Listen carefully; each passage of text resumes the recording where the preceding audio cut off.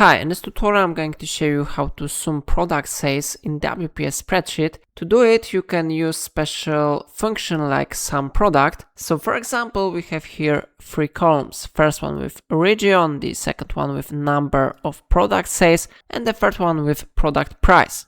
So if we want to calculate the total sales, we need to click here double time and we need to type here equal sign. Then you need to type here sum product. You have here information about this function. It multiplies the corresponding data in the given arrays and then returns the sum of the products. So if we want to use it, we need to open the bracket. We need to select the first array. The first array is number of product sales. So I select it. Then I press comma and I select the second array. So it is the product price. I need to select this data. I need to close the bracket and I press enter.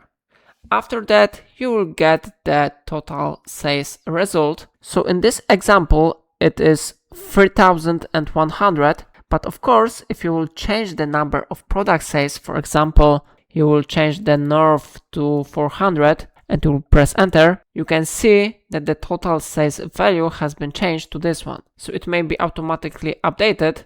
That's why I recommend you to use here SUMPRODUCT function, because it may be really useful in WPS spreadsheet. If I helped you to do it, remember to like this tutorial and subscribe my channel. Please let me know in comment if it's not your problem.